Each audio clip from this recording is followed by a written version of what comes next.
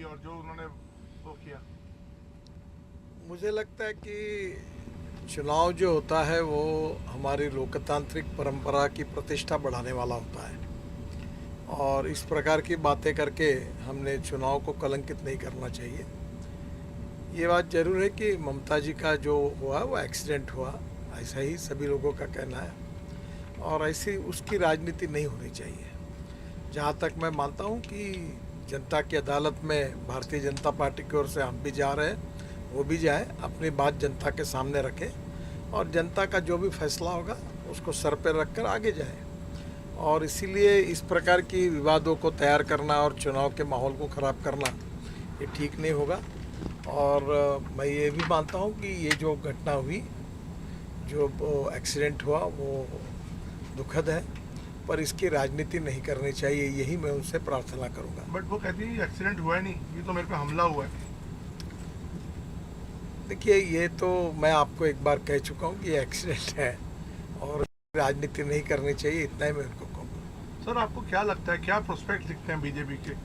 क्या आपको इतना ऑप्टिमिस्टिक बना रहा है कि आपकी इतनी सीटें आ जाएंगी यहाँ पर?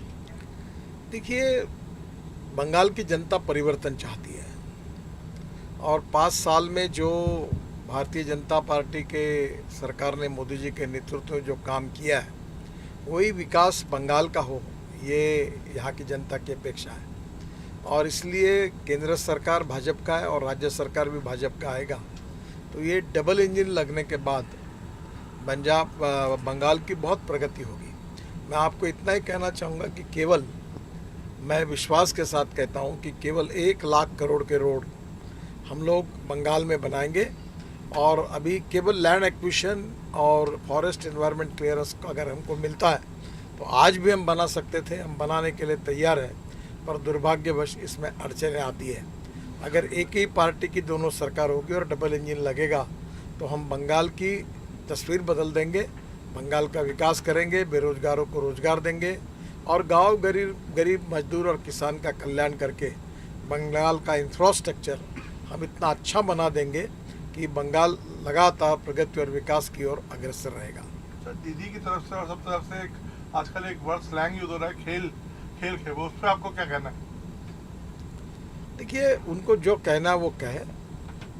जो अपेक्षाएं आकांक्षाएं लोगों के मन में भाजपा के प्रति है, और बंगाल की जनता ने कांग्रेस को भी आजमाया है, सीपीएम को भी आजमाया, और दीदी जी को भी आजमाया है। अब वो परिवर्तन चाहते हैं, और परिवर्तन के लिए निश्चित रूप से भारतीय जनता पार्टी एक ठोस विकल्प है, और बंगाल की जनता भारतीय जनता पार्टी को चुना कर देगी, हमें मेजोरिटी मिलेगी और हमारी सरकार आएगी। ये चित्र अब बहुत स्पष्ट हो रहा है। सर, 200 सीट वो बोल रहे हैं अमित शाह जी कि 200 सीट से ज़्यादा हम लोगों की आ रही। आपका भी ये अनुमान है या आपका कोई अलग आंकलन है? नहीं, मेरा अनुमान इतना है कि निश्चित रूप से भारतीय जनता पार्टी को मेजोरिटी मिलेगी। सर, यहाँ पे टीएमसी लगातार ये आरोप लगा रही है कि सेंट्रल एजेंसीज को और दूसरे लोगों को इस्तेमाल करके यहाँ पे दबाव बनाया जा रहा है, यहाँ की अफसरशाही को चेंज किया जा रहा है, सेंट्रल फोर्सेस को यहाँ पे लगाया जा रहा है। तो वो कह रहे हैं कहीं ना कहीं ये हमारे साथ एक कॉन्स्पिरेसी हो रही है यहाँ से ताकत उखाड़ फेंकने की। नहीं, ये गलत बातें हैं, ऐसी कोई बात भारतीय जनता पार्टी की सरकार नहीं करती है। ये बात जरूर है कि चुनाव के बाद स्वाभाविक रूप से अनेक बार निर्वाचन आयोग के द्वारा कुछ अधिकारियों के तबादले होते हैं, और ये पूरे अधिकार उनके हाथ में होते हैं, और चुनाव आयोग भारत का इंडिपेंडेंट, इम्पार्शियल और फेयर है। Thank you doctor.